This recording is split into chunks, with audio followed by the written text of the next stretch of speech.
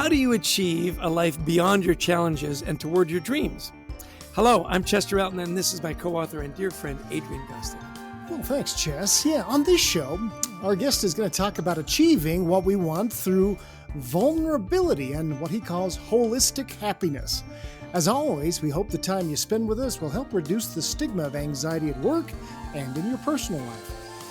And with us is our new friend, Nick Johnson, the co-founder and managing director of Executives Global Network, or EGN, in Singapore, Malaysia, and Indonesia, the largest peer group network for senior executives and business owners in Southeast Asia. Now, Nick is a passionate advocate for mental health awareness, having written a best-selling book on the subject titled Executive Loneliness.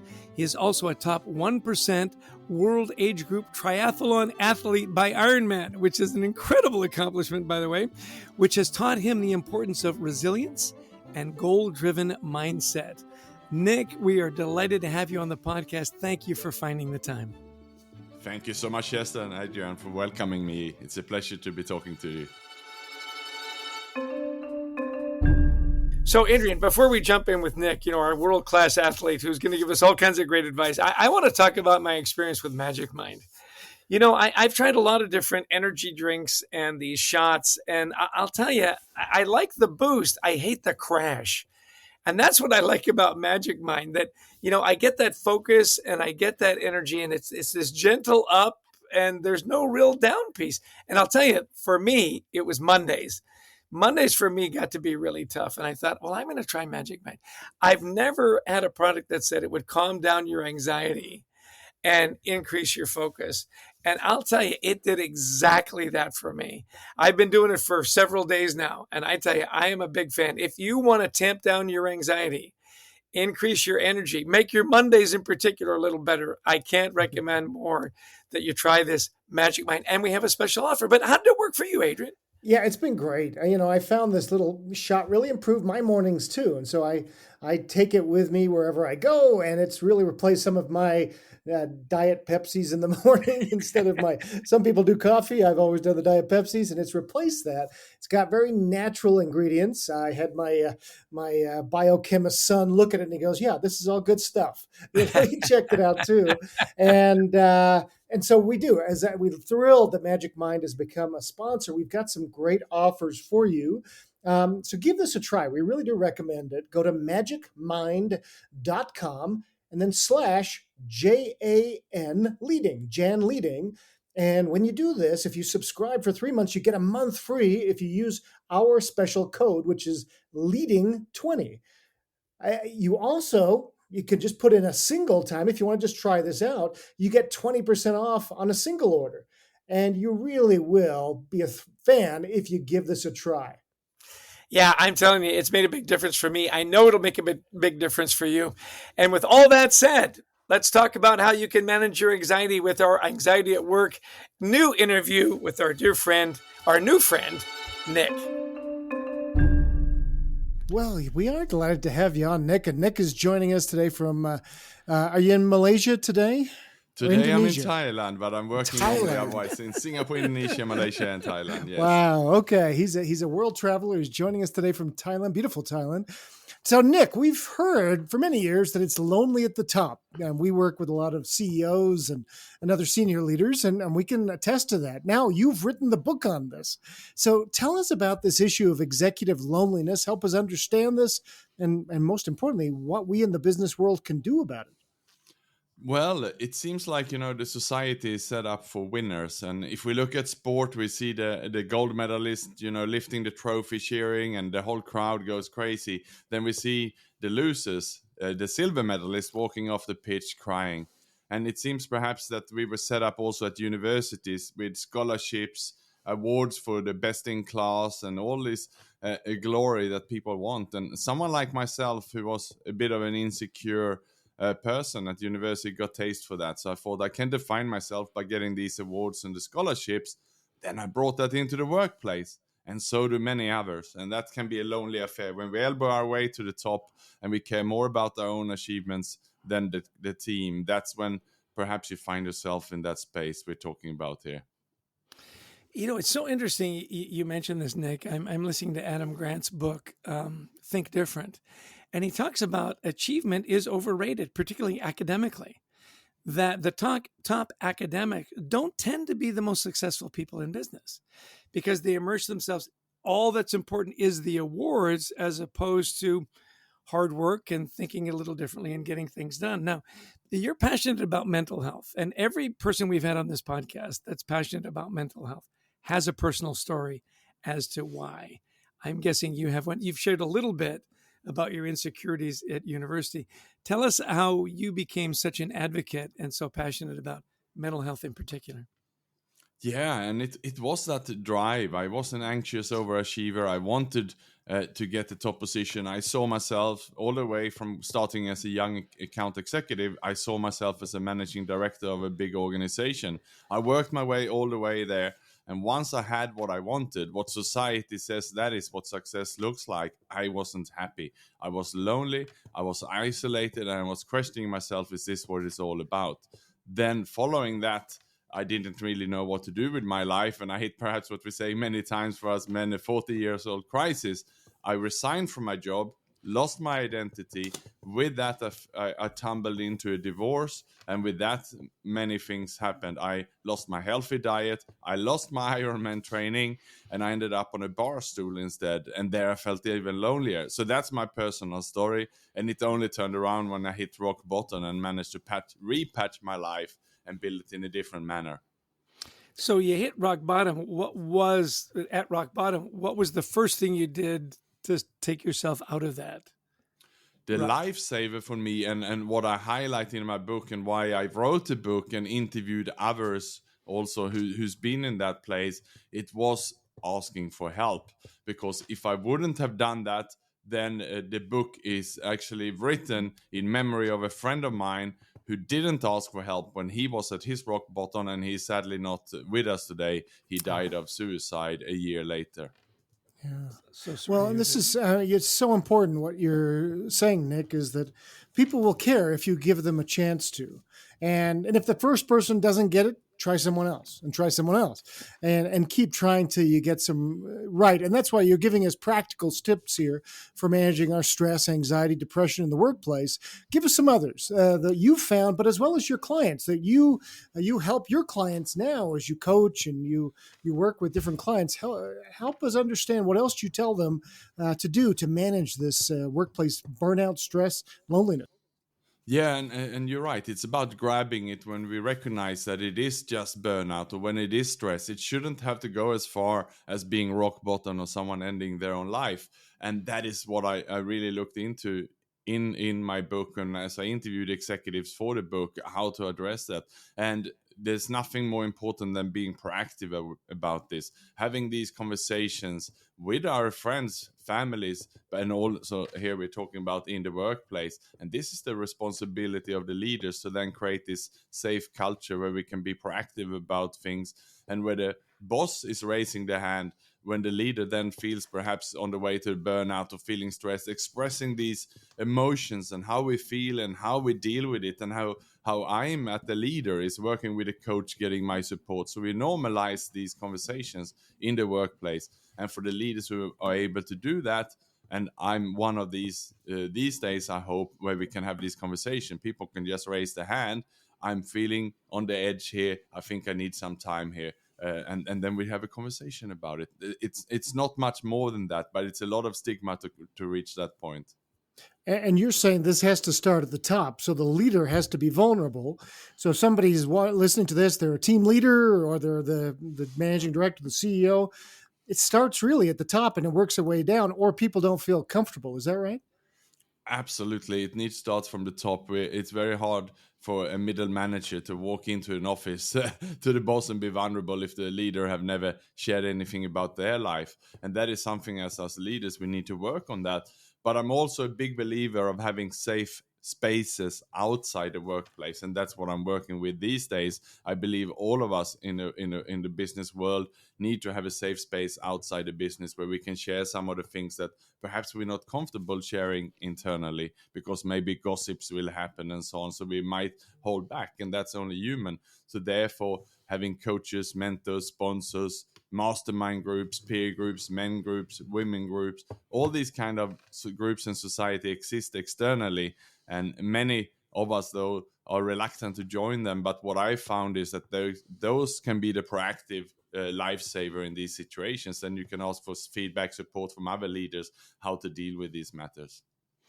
So I want to go a little deeper on this, because not every leader is going to be vulnerable. You can't convince a lot of people, and maybe you have a leader that literally hasn't struggled with it, so there is no way for them to be vulnerable. Is that why you want to create these out of work places, so that when you have that dynamic where it's not safe at work, that you've got a safe place?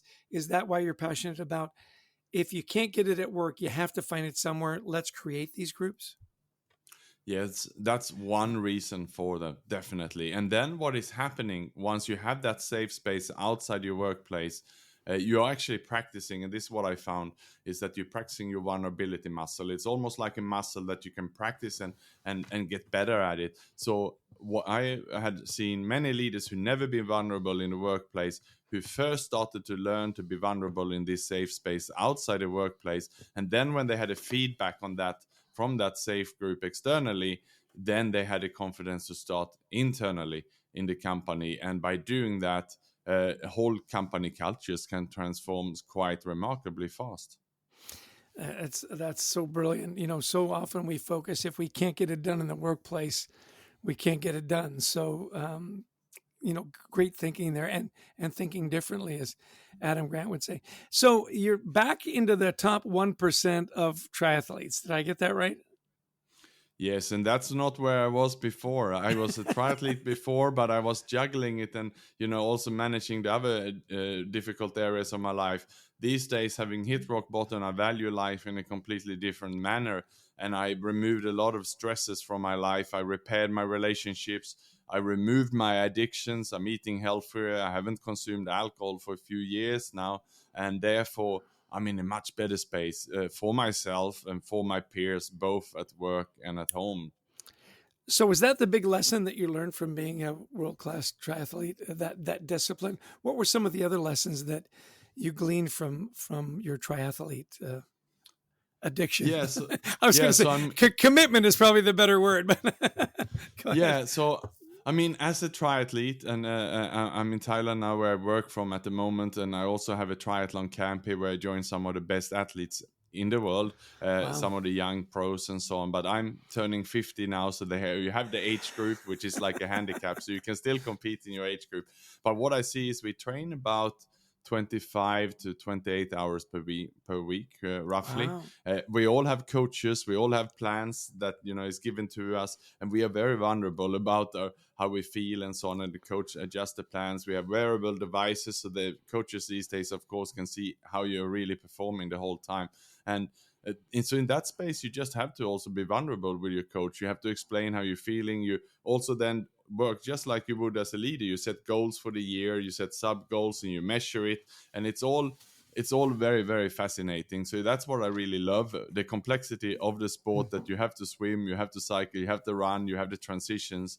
So in that sense, it's something that you actually can take away to your life, because many times, let's face it, we don't like to jump in the pool always, but you think about the bigger goal, the ultimate goal that you're working towards, and you force yourself to do it. And that is something that I believe is very important. We need to, as I say, parent ourselves as adults. We have to discipline ourselves, and there's a reward in how we feel about ourselves when we do the things that we don't want to do, but they're good for us, including going for a swim.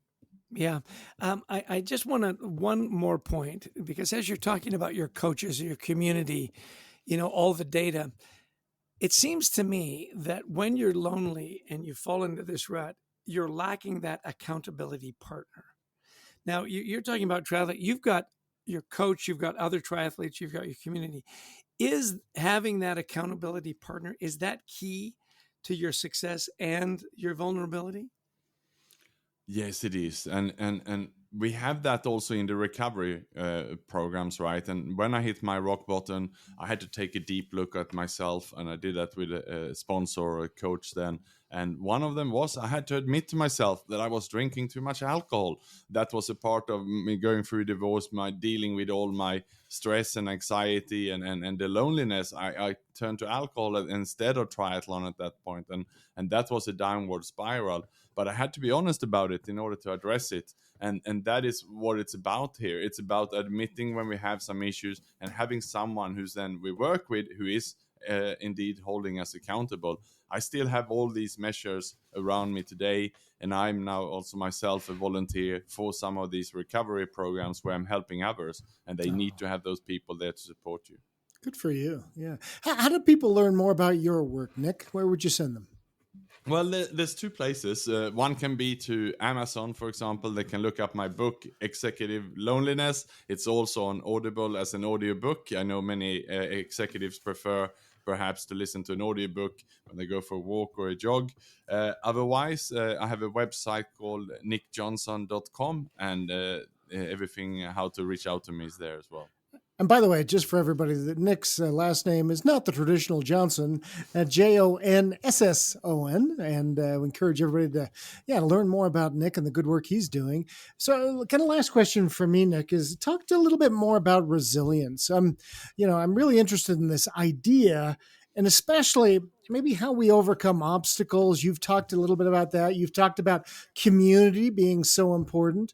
One of the things we see with resilience is the idea of mastery is very important, is having some sense of control over your life.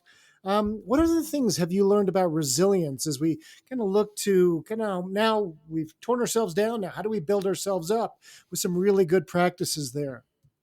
Yeah, so we spoke a little bit about then the first part is being vulnerable in your workplace, be vulnerable in your family, be vulnerable around your friends, so you have the support network. So that's one part to be easier resilient, because you're not trying to find all the answers yourself. You're fully supported in all areas of your life. That's one. Secondly, it is indeed about having that personal self-discipline and being able to lead yourself. And that is not easy to just do 100% and learn by yourself. It's about having a mentor or a coach. And for me, I will never let go of my personal coach who managed then my training plans. In fact, I have prepaid him for 2 years. He's not asking for that. I prepaid for 2 years to make sure I have him as my accountability partner. Because in the moment when I don't feel like this, that's when you need it the most. So that's another tip. So just surround yourself and have all these coaches, mentors, and especially as a leader, we need to have that in all areas of our life. So I would say that's vital and key for resilience. And thirdly, have some great goals, something that excites you, that you work forward towards. So when things get a bit tough, you manage to push through. That would be my third tip there.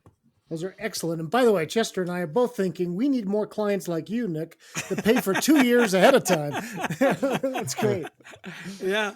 The first thing that came to my mind is to prepay my wife for another 40 years. We just celebrated 40 years. I said, honey, the next 40 years, it's in the bag. Here's the check. You've shared with us a lot of your personal tactics around keeping yourself mentally healthy and so on. Did we miss anything, or are there certain things that you do every day to make sure that you're on track? Yeah, no, I think we got it all covered. And what I do is I very much structure things. I'm quite disciplined also in how I put my calendar, how I manage it.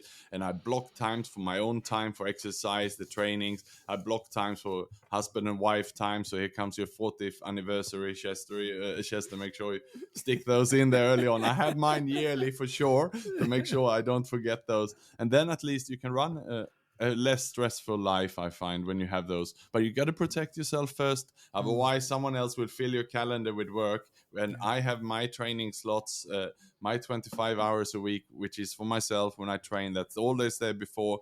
And someone has to negotiate very, very hard with me in order to let go of something of that. So look after yourself first. Yeah, one last caveat. You schedule 25 hours a week. I schedule 25 minutes a week. I just want you to know that you and I have that in common, that number 25. And yet he's easy to bounce it off there. Yeah, if I say, hey, let's go get a donut. Okay. But here's one comment to this, Chester, and this is how I see it. When, as an entrepreneur, business owner myself, when I'm sitting on my desk, when I'm working or when I'm in a meeting, that's me, the administrator. I'm the manager then. I'm doing stuff. But when I'm out exercising, and it doesn't matter if it's swimming, cycling, or running, let's say an average 3 hours a day or something like that, that's when I have the CEO mindset. That's when I'm distant from the business. When I come back from those exercises, and I do normally two exercises a day, one in the morning, one in the evening, that's when I have the brilliant big ideas. That's when I have the distance to make it all happen. So if you want to be more successful as a leader, that would be my recommendation. Or whatever it is, if it's go hiking or walking or whatever may put you in that sort of trance, that sort of mental space to be creative, that's what you want to find. Excellent. This has been such a great conversation, Nick. Okay, last thought. We got somebody listening today who says, yes, I do have some executive loneliness. Give him or her a couple of big takeaways that you would like them to leave with today. Yes, and the first one would definitely be, if there's anything on anyone's mind, anyone who's not feeling well, feeling isolated, lonely, trust that there's support out there, and trust that it's a very human feeling. It's nothing anyone has to feel shy about asking for help or talking about or expressing. And what I found is that as soon as you just share it with another human being, normally half of the problem is solved, because it's just that it is on our mind. So find anybody you can share it with. And if you don't have someone in your network, then there's so many volunteers and associations that you can call, helplines, hotlines. I'm personally a volunteer now of a suicide hotline in Singapore, which I supported for many years. They are around all over the world, these places which you can call if you have an issue. I would say also, if it's anything related to any habit or bad addiction, then also there's hotlines for all of them. Anything from shopping, sex, gambling, drugs, they all have their websites and whole crews and teams of volunteers behind the scene who's there to talk to you. So you don't have to feel I have to go to my boss or wife to have this difficult conversation. That's not where it has to start. So that would be another tip that I see been working for people. And do reach out. If there's something on your mind, think about, who can I have a conversation with about this? Excellent. What a great way to end the conversation. And thank you for your commitment to other people. You know, you do find when you're of service, that gives you purpose as well. And for you to be able to share your experiences. Our guest has been Nick Johnson. It's been delightful, Nick. He is the author of Executive Loneliness. It's on Audible. It's available at Amazon. Follow him. Go to his website. It's nickjohnson.com, JONSSON. And follow him there. And if you're going to place a bet on who's going to win the over 50 triathlon in Thailand this weekend, I'd place your money on Nick. It seems to me he's the favorite in this race. Nick, thanks again for finding the time. This has been beyond delightful, and what you've shared with our listeners is so valuable. Thank you, thank you, thank you. Thanks, Nick. Thank you. Well, Adrian, another great guest, and always fun to be on the podcast with you, my friend, and fun to have our new sponsor, Magic Mind. We've got a great offer. I know you've really loved it. I've really loved it. Made my Mondays better. Tell us again about the offer from Magic Mind. Well, right now, Magic Mind is offering listeners of Anxiety at Work a special offer, a month free when you subscribe for 3 months. You go to magicmind.com/JAN-LEADING, JAN leading, and use the code LEADING20. I've tried this out already. It works. I know it does. You get an extra 20% off on one order, or again, a month free when you subscribe for 3. Try it out. It really will bring down your anxiety, give you more energy during the day that's not jittery. All natural ingredients. We couldn't recommend it more. Well, Jess, another really interesting, very powerful guest, Nick, joining us today.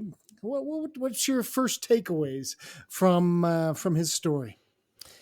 You know, my initial takeaway is that when he told a story about how he'd hit rock bottom and how he'd been this, accomplished professional and a good triathlete, and all of a sudden he finds himself on a bar stool, addicted to alcohol and a ruined marriage.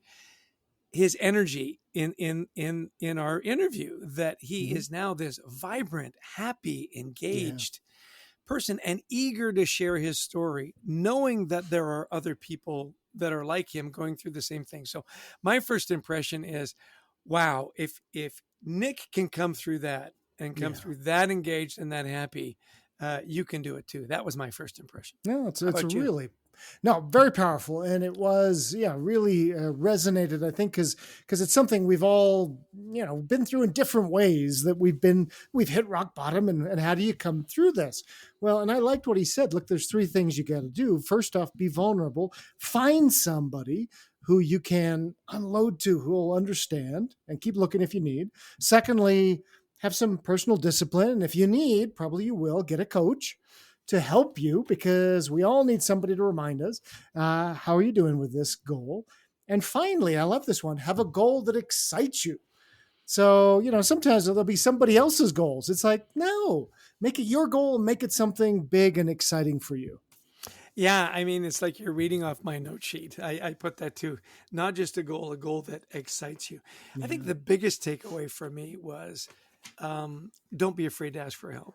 And he's talked about the groups that he's in now. He's got men's groups, and how he volunteers on the suicide line, and how he's creating. I thought it was so insightful for him to see the need to have a safe place outside of work as well. Yeah. You and I talk about all the time, well, as a leader, be vulnerable. He talked about normalizing, the conversation. Sure. You and I talk about that all the time.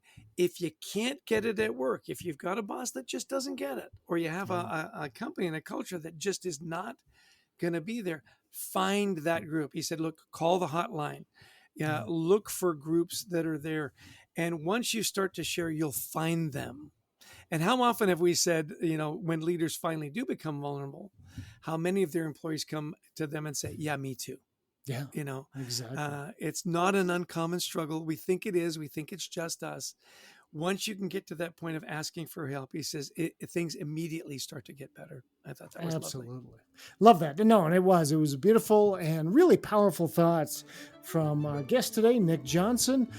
Check him out, check out his work, and we want to thank him for joining us. We want to have a big thanks to our producer, Brent Klein, to Christy Lawrence, who helps us find amazing guests, and to all of you who listened in.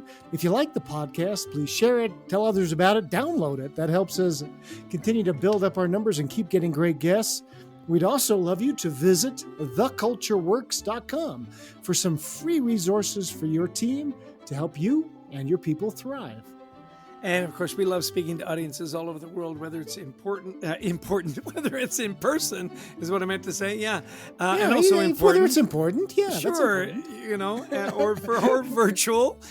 We do both very well on the topics of culture, teamwork, resilience, mental health, and so on. Give us a call. We'd love to talk to your event. And our book, Anxiety at Work, is available on Audible and Amazon. We also have a wonderful new gratitude journal that'll be available on Amazon in March. Sign up for it. As we were wrapping up with Nick, he said, we have a gratitude practice in our group. What are the 10 things you're grateful for today? It's a wonderful way to manage your resilience and your mental health. So on that note, thank you for spending your time with us. Thanks again to Nick for his wonderful insights. Buy his book, which is called Executive Loneliness, available everywhere good books are sold. And Adrian, give us the wrap up and the final word. And buy our book too, Anxiety at Work. We put this podcast on because we have passion for what we do, and we just hope that we can share some of these messages with people and lift a few people up, give you a few tools to help you in your day. And so until next time, we wish you the best of mental health.